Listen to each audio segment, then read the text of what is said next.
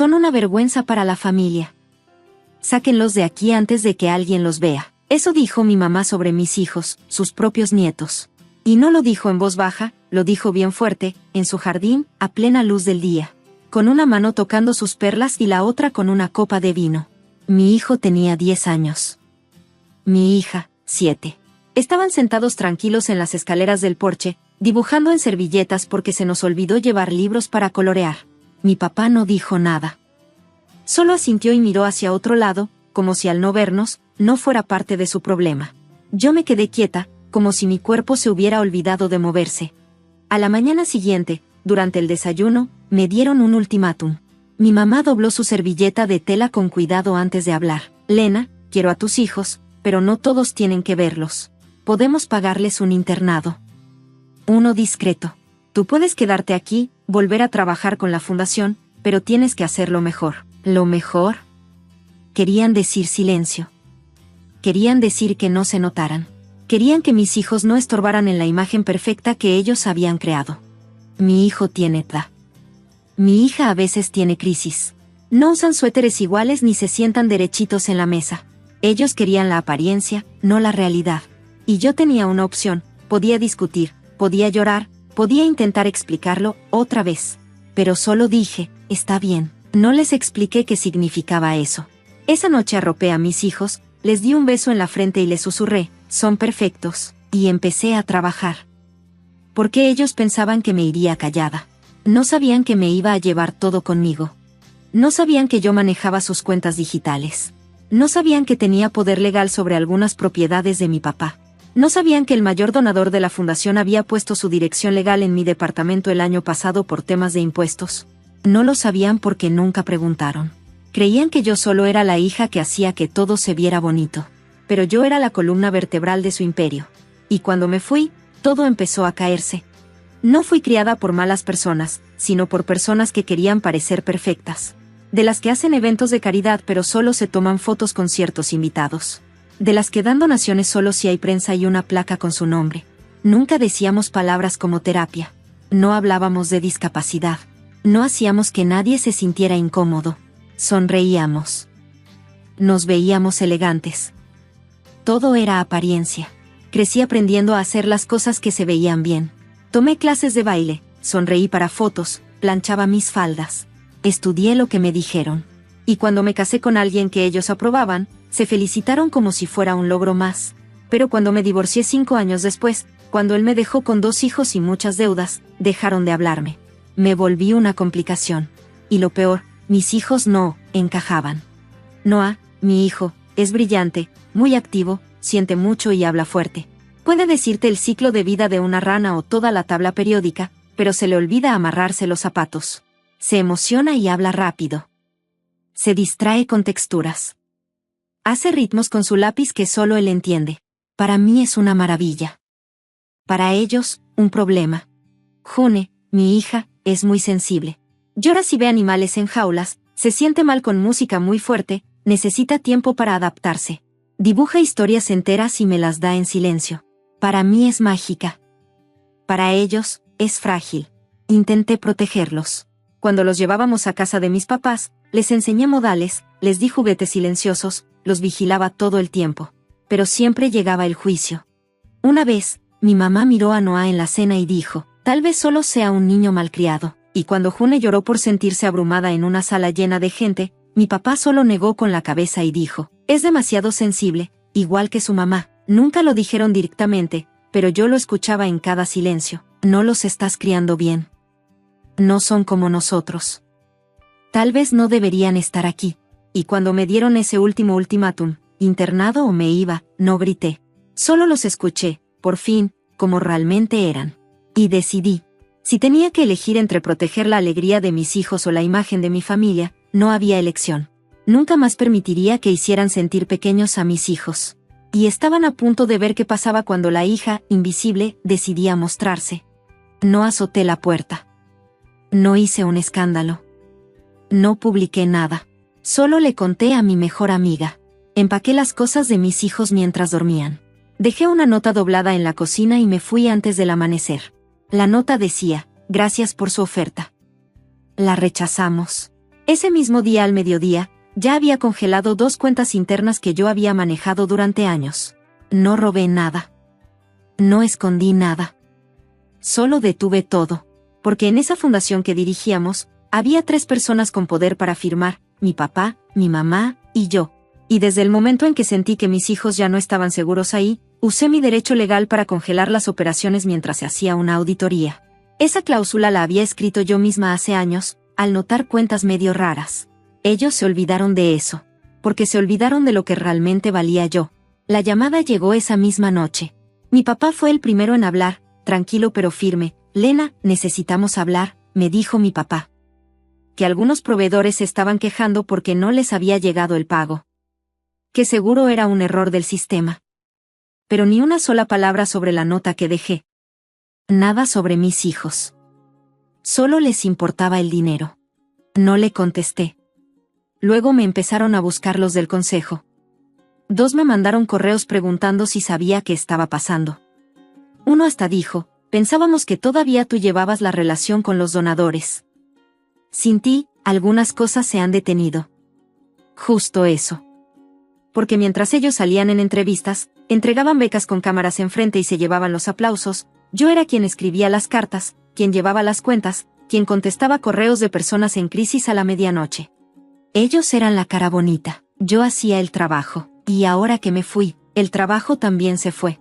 En 48 horas, rebotaron 3 pagos. Una chava becada me marcó llorando porque no le habían pagado la renta y nadie en la oficina le contestaba. Mi mamá reenviaba los correos a su asistente y solo ponía una línea, ¿podemos dejar esto para el próximo trimestre?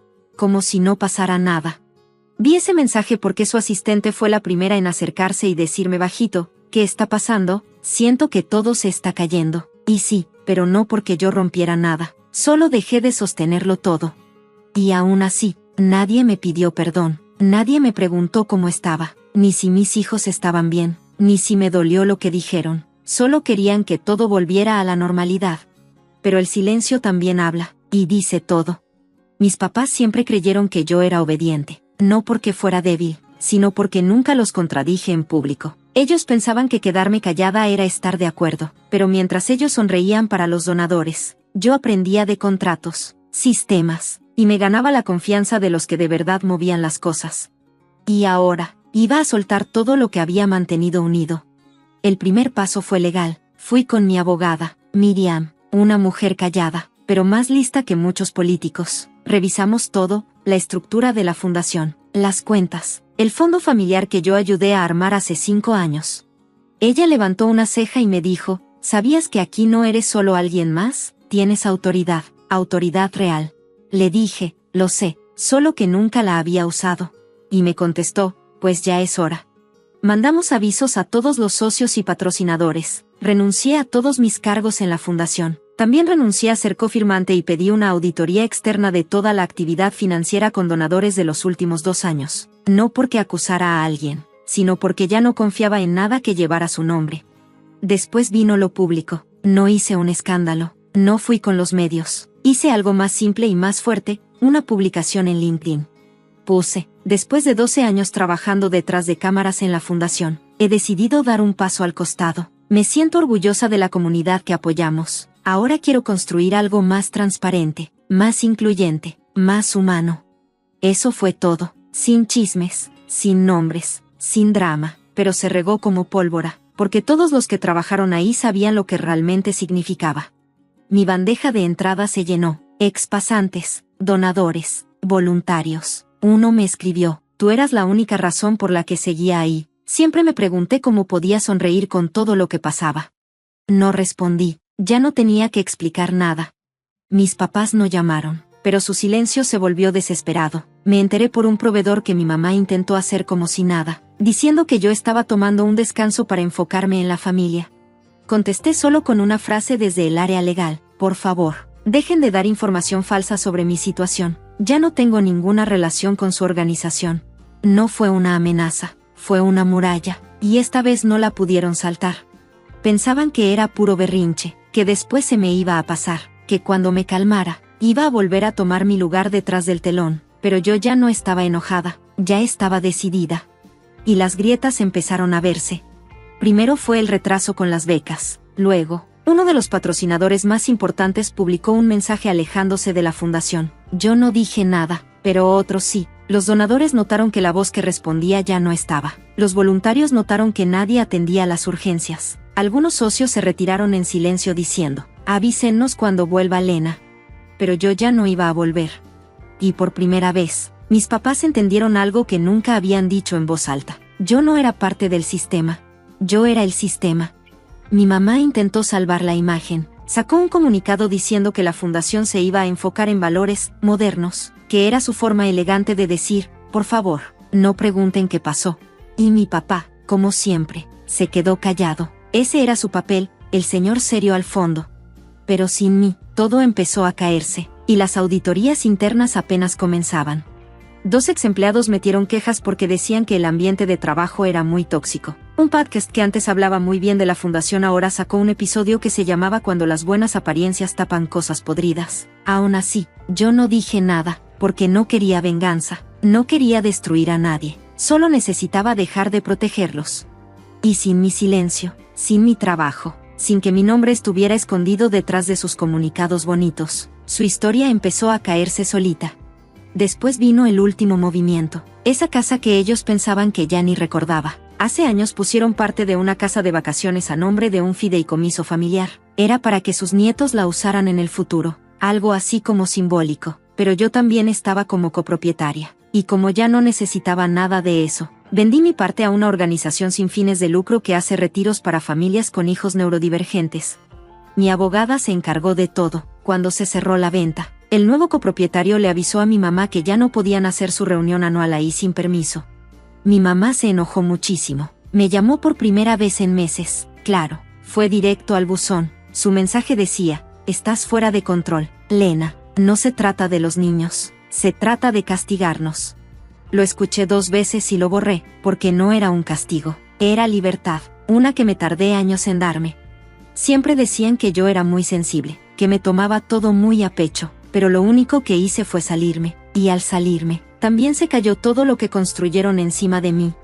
El colapso no fue como muchos piensan, no fue algo grande o escandaloso, fue lento, incómodo y muy claro. Primero empezó a fallar el sitio web de la fundación, luego renunció la asistente que antes me mandaba todas las preguntas difíciles. La recaudación de fondos del verano se canceló porque su patrocinador más grande se salió, diciendo que ya no coincidían con los valores de la fundación.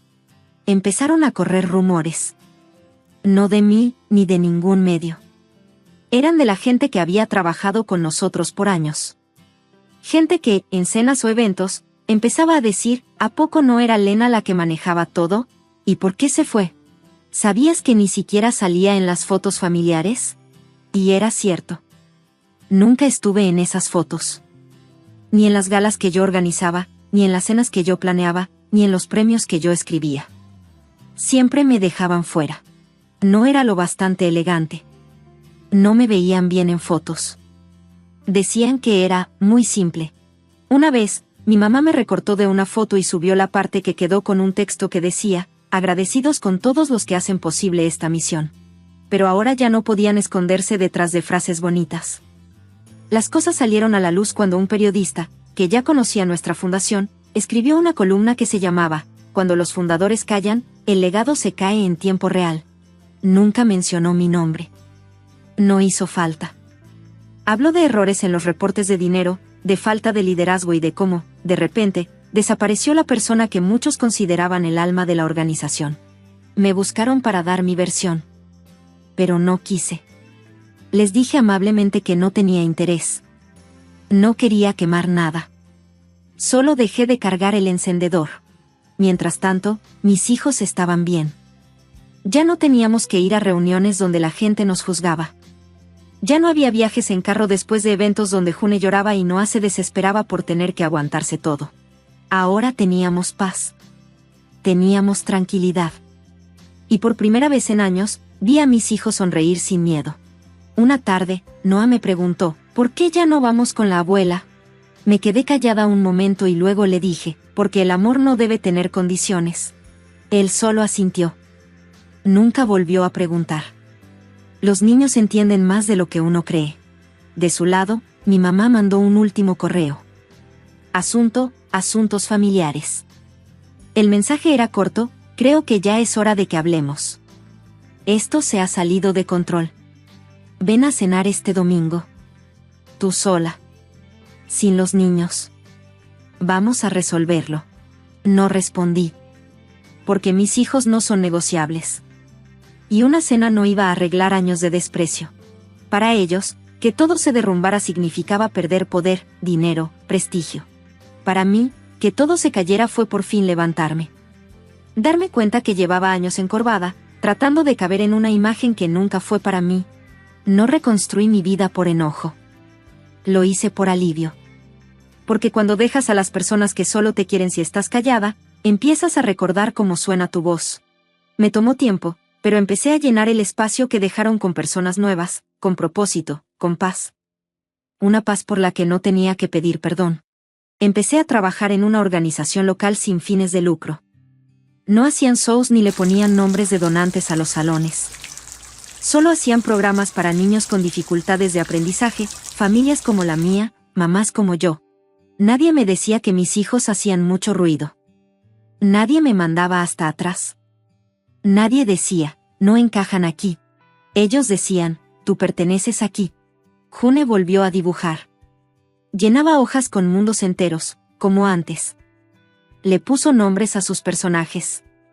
Nombres bonitos como esperanza, tranquilidad, luz. Me dijo, los que son calladitos siempre son los más fuertes. Noah empezó a escribir poemas en una libreta. No quería que los leyera todavía. Daba golpecitos en la mesa como si fuera una canción que solo él entendía.